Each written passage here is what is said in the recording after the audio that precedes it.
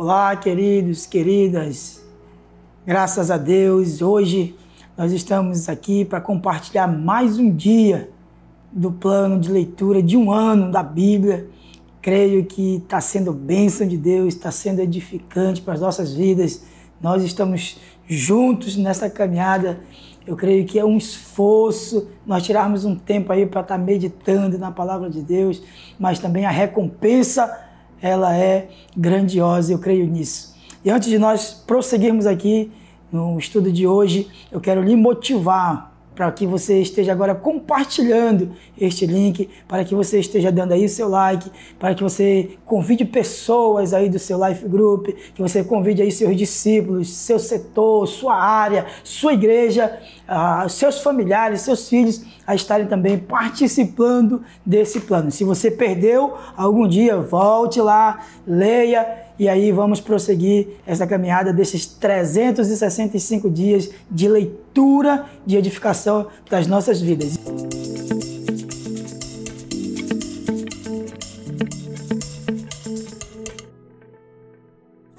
E hoje a nossa leitura é no livro de Gênesis, capítulo 21, no livro de Salmo, número 14, e no livro de Lucas, número 12, no versículo 1 ao 34. Então aqui no livro de Gênesis, no capítulo 21, vai contar a história do nascimento de Isaac. Quem era Isaac? O filho da promessa, onde Deus trouxe uma promessa para Abraão, para Sara, e aí eles desacreditados, porque já tinham uma certa idade, e Deus fala que daria um filho a ela sendo estéril. Meu Deus, que coisa maravilhosa! E aí aqui a Bíblia vai relatar que esta promessa aconteceu para a glória de Deus. E aí você vai estar meditando e entrando nessas maravilhas de Deus, o que Ele faz de tão grande e poderoso, daquilo que o homem não pode fazer. E aí Deus vem e Ele faz em nossas vidas. E aqui é um dos testemunhos marcantes da Bíblia que impacta as nossas vidas, queridos. Então, dê uma lida conosco agora aqui no versículo 1, onde diz assim, ó: o Senhor foi bondoso com Sara, como lhe dissera, e fez por ela o que prometera. Que maravilha, porque Deus havia trazido assim esta promessa a Abraão, a Sara, de lhe dar-lhes um filho. Então, Deus cumpre agora e Sara fica muito alegre, fica muito feliz, até porque coloca o seu filho de riso, porque um dia ela debochou, sim, lá da promessa que foi feita a ela, que ela daria luz a um filho, e porque ela tinha duvidado, por estar com uma certa idade, e aí ela sorriu, e o anjo viu, então, por isso, ela colocou o nome do seu filho de Isaac, que significa riso. E isso aí é muito legal, e você vai ler aí no decorrer da história e entender mais um pouco. Isso aqui é só, mais uma vez, uma explanação que nós estamos dando, que é para motivar você a ir mais fundo na leitura e ter o entendimento, não só da história, mas da parte espiritual que Deus quer falar com você, no seu coração e na sua vida, tá bom? E aqui no versículo 7, a palavra de Deus diz assim, ó: e acrescentou: quem diria a Abraão que Sara amamentaria filhos? Contudo, eu lhe dei um filho em sua velhice. Quem diria, a palavra de Deus diz, que Sara teria um filho? Quem diria? Só Deus, Ele pode fazer coisas grandes acontecer, coisas impossíveis acontecer aos nossos olhos como seres humanos, queridos. Então isso aqui é muito impactante, esta história. Dentro desse mesmo capítulo nós temos a história também de Agar e seu filho Ismael, que é o filho de Abraão. Não é o filho da promessa, mas como Sara era estéril e ela não poderia dar filhos a Abraão, e aí ela concedeu que Abraão tivesse filho com Agar, uma egípcia, mas não era o que Deus queria para ele. Deus tinha garantido que ia dar sim o filho da promessa.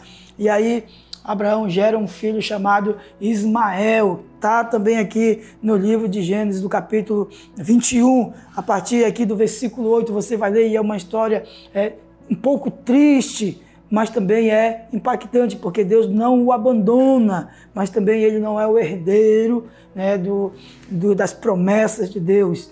Tá bom? Então leia também essa história aqui, que eles passam por um tempo difícil, eles são expulsos ali da terra, da moradia, de perto ali de Abraão, de perto de Sara, de perto de Isaac. Eles são expulsos porque Sara já não os quer mais ali pela região.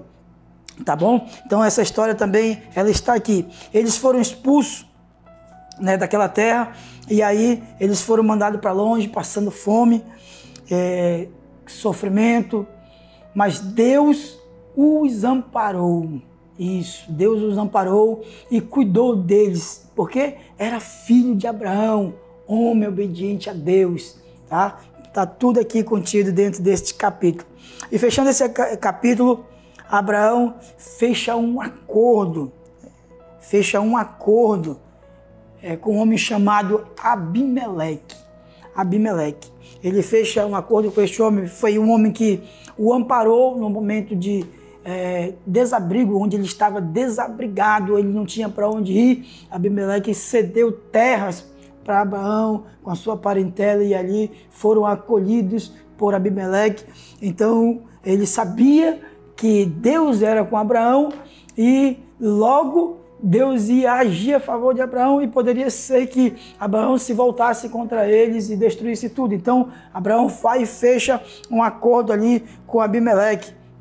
Ali no versículo 32, quando ele diz assim, ó, firmado este acordo em Berseba, Abimeleque e Ficol, comandante das suas tropas, voltaram para a terra dos filisteus. Abraão, por sua vez, plantou uma tamargueira em Berseba, e ali invocou o nome do Senhor, o Deus eterno. E morou Abraão na terra dos filisteus por longo tempo. Então, querida, é uma história muito, muito poderosa para nos abençoar na questão da nossa fé, na questão da nossa ousadia, de nós crermos nas promessas do Senhor. Eu creio que Deus falará muito ao seu coração nessa leitura, e vai lhe impactar, vai lhe encorajar e vai lhe desafiar a você vencer obstáculos, tanto no trabalho, em casa, na família, no ministério, em qualquer que seja a área que você esteja aí necessitando. É muito interessante quando nós estamos lendo a palavra de Deus, porque ela vai ministrar, ela vai trazer uma revelação aos nossos corações conforme as nossas necessidades. E eu creio que é isso que vai estar acontecendo com você, tá? Então, hoje também nós vamos falar aqui no livro de Salmo, capítulo 14. Vamos entender aqui o que o salmista ele quis nos passar quando ele escreveu este salmo também, que só é pequeno, tem 7 versículos, e eu vou ler o início aqui para você ter um entendimento junto comigo aqui, que é uma indignação do salmista.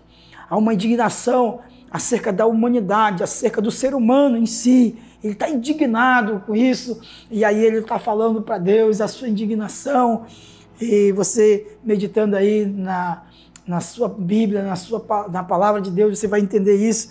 É só para a gente esclarecer mais um pouco. Olha só, diz assim, ó, diz o tolo em seu coração, Deus não existe. Corromperam-se e cometeram atos detestáveis. Não há ninguém que faça o bem.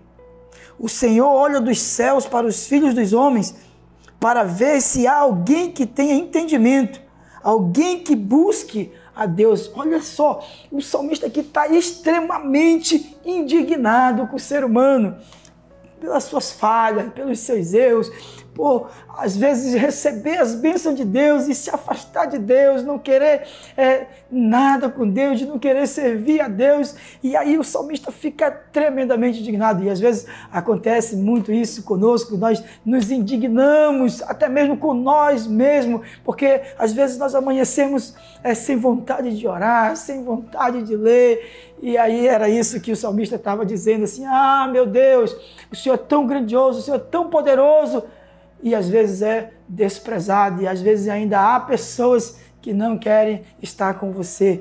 Então, era essa indignação que ele quis transmitir aqui, mas, olha só, talvez você lendo aí na sua Bíblia, Deus fale com você diferente. Essa é a intenção. A palavra de Deus diz que ela se renova todos os dias. Então pode ser que Deus esteja falando com você de uma outra maneira. A gente está aqui abrindo um leque de entendimento, abrindo um leque de conhecimento, abrindo um leque para aquilo que Deus quer ministrar em nossos corações. E hoje Deus está ministrando poderosamente em nossos corações. E para nós fecharmos aqui, nós vamos aqui no livro de Lucas, capítulo 12, do versículo 1 até o 34, a gente não vamos conseguir ler todos aqui, mas a gente comenta para você aumentar a expectativa, o desejo, se ainda não leu, mas se já leu, para a gente fazer esse trocadilho aqui e começar a comentar, você daí pensando e eu falando daqui, e fica bem legal, esse entrosamento, essa troca de ideia, né, compartilhando a palavra. Então, lá no livro de Lucas, ele vai falar especificamente aqui de advertências e motivações. Jesus ele vai advertir e também vai motivar ao mesmo tempo. Por quê? Porque às vezes nós temos atitudes que não agradam. Nós perdemos o foco, saímos da direção, saímos do caminho, e aí ele quer nos trazer de volta. E aqui neste livro você vai receber essa orientação com muita clareza mesmo. Aqui o versículo 2 e 3 diz assim, não há nada escondido que não venha a ser descoberto, ou oculto que não venha a ser conhecido. O que vocês disserem nas trevas será ouvido na luz do dia, e o que vocês sussurraram aos ouvidos dentro de casa será proclamado dos telhados. Olha só, por isso quando nós lemos aqui o título, é advertência. Deus está falando, Jesus está falando para nós, temos cuidado com o que nós falamos, temos cuidado com as nossas intenções, os nossos planos, até mesmo no secreto, porque Ele que nos vê no secreto. Então, Ele nos adverte acerca disso. E lá no versículo 10 diz assim, todo aquele que disser uma palavra contra o Filho do Homem será perdoado, mas quem blasfemar contra o Espírito Santo não será perdoado. Querido, olha só, isso aqui é muito poderoso e muito sério, muito sério. Então, quando você estiver meditando, pare aqui, dê uma meditada. Nós temos perdão para tudo, diz a palavra de Deus, para tudo. Mas quando nós blasfemamos contra a pessoa do Espírito Santo, aí ela nos garante que não temos perdão. É muito sério e ao mesmo tempo muito triste, porque o nosso sentimento é de nunca magoar o Espírito Santo de Deus, tá bom? E aí eu vou fechar aqui com você essa parte da leitura de Lucas. Jesus vai contar aqui uma parábola de um homem que ele estava muito preocupado com uma colheita, e aí os seus celeiros eram pequenos, e aí ele não tinha onde armazenar, e a colheita era grande. Então ele pensou, eu vou destruir todos esses celeiros que são pequenos e construir grandes, e passarei muitos anos assim, comendo e desfrutando. E aí vem Jesus e o adverte, diz assim, que nós não podemos fazer plano pelo amanhã, porque o amanhã pertence a Deus, isso. E aí eu vou fechar com você lendo esses últimos 2 versículos aqui, que é lá no 31 e no 32, que diz assim, busque, pois, em o reino de Deus, e essas coisas lhe serão acrescentadas. Não tenham medo, pequeno rebanho, pois foi do agrado do Pai dar-lhes o reino. Queridos, continue perseverando, continue meditando na palavra de Deus, que Ele continue lhe abençoando, lhe enchendo do Espírito Santo de sabedoria, continue divulgando, continue compartilhando e nos encontraremos em outros momentos compartilhando mais uma vez da leitura da palavra de Deus, em nome de Jesus.